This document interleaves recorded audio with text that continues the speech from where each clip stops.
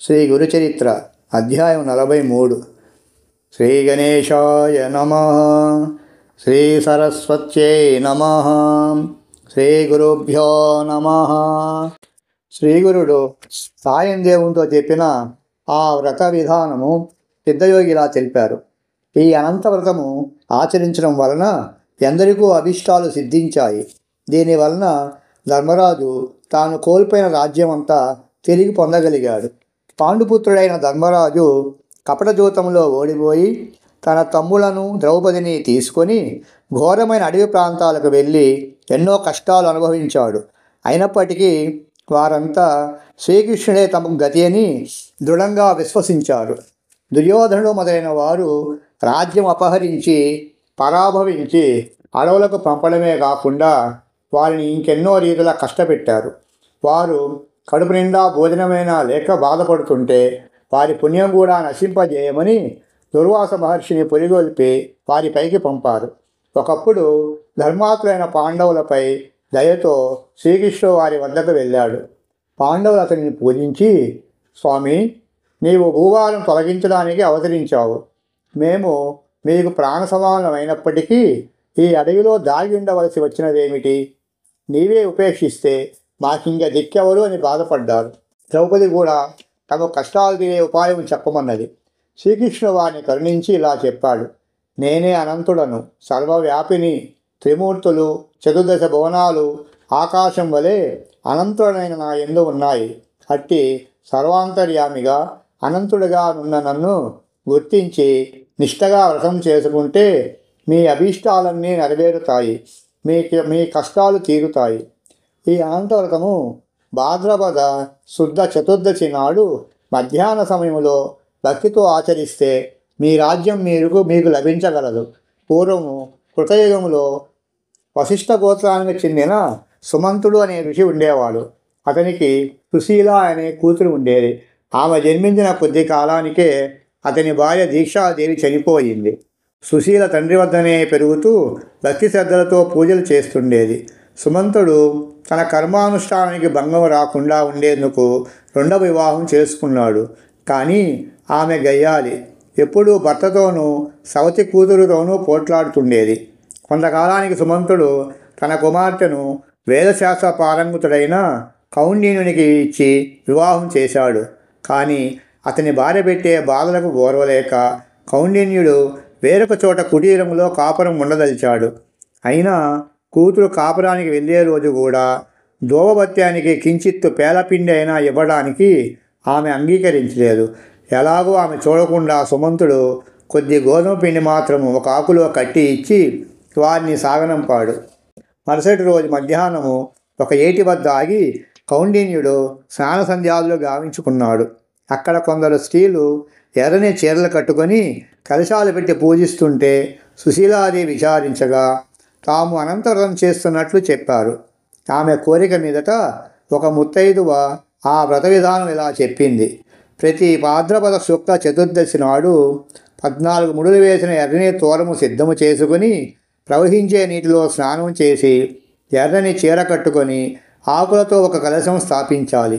ఒక కొత్త వస్త్రము మీద గంధముతో అష్టదళ పద్మము గీచి దానిపైన దర్భలతో చేసిన సర్పాకృతి నుంచి శేషశాయైన చతుర్భుజిని ద్వాసాక్షరి మంత్రంతో కానీ పురుష సూక్త విధానంతో కానీ యథాశక్తి పూజించాలి. తరువాత ఆ తోరం కుడి చేతికి కట్టుకొని పాత తోరం విసర్జించాలి. తరువాత గోధుమ పిండి వంట నివేదించి దక్షిణతో సహా ఒక వేద విప్రునికి దానం ఇవ్వాలి. తరువాత యథాశక్తి బ్రాహ్మణులకు భోజనం పెట్టాలి. ఇలా 14 సంవత్సరములు చేశాక 14 కుండలు దానమిస్తే అన్ని పురుషార్థాలు సిద్ధిస్తాయి. ఇలా చెప్పి ఆ ముత్తైదు సుశీలాదేవి చేత కూడా అనంతవ్రతం చేయించింది. తరువాత ఆమె తన భర్తతో కలిసి బయలుదేరింది. ఆ వ్రత మహిమ అన్నట్లు దారిలో ఒక పట్టణంలోని పౌరులు ఆ దంపతులకు ఎదురొచ్చి వారిని అక్కడే ఉండమని ప్రార్థించారు. అక్కడ కొంతకాలం కౌండిన్యుడు శ్రీమంతుడై సుఖంగా నివసించాడు. ఒక రోజున కౌండిన్యుడు తన భార్య చేతుకున్న తోరము చూచి, ఇదేమిటి, నన్ను వశం చేసుకోవడానికి ఎర్రని తోరం ధరించావా ఏమి అని అడిగాడు. అది అనంత తోరమని, దాని మహిమ వలనే తమకు సిరి సంపదలు వచ్చాయని ఆమె చెప్పినా నమ్మక అతడు దానిని తెంచి నిప్పులో పడేశాడు. కొద్ది కాలంలో వారింటి తొంగలు పడి సర్వము దోచుకుపోయారు.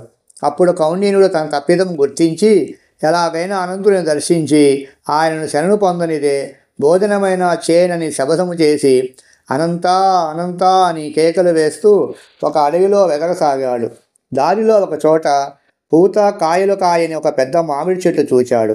అదేమి చిత్రమో గాని దాని మీద ఒక్క పక్షైనా వాలలేదు.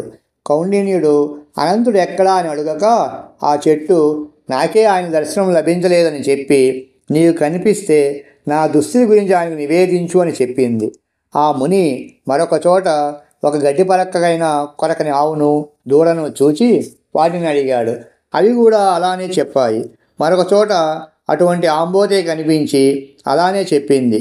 ఇంకొంత దూరం వెళ్ళాక కౌండిన్యునికి 2 కొలనులు కనిపించాయి. ఒక దానిలోని నీరు మరొక దానిలోనికి ప్రవహిస్తున్నది. వాటి దగ్గర ఎక్కడా ఒక కొంగైనా వాలడం లేదు. అవి కూడా అనంతుని గురించి అతనికి అలానే చెప్పాయి.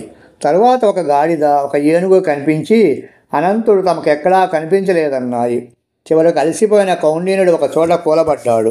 అప్పుడు ఒక ముసలివాడు అతని చేయి పట్టి లేవదీసి అనంతుని చూపిస్తాను రమ్మని ఒక అందమైన పట్టణంలోని రాజభవనంలో సింహాసనం పైనున్న ఒక సుందర విగ్రహుని చూపించాడు.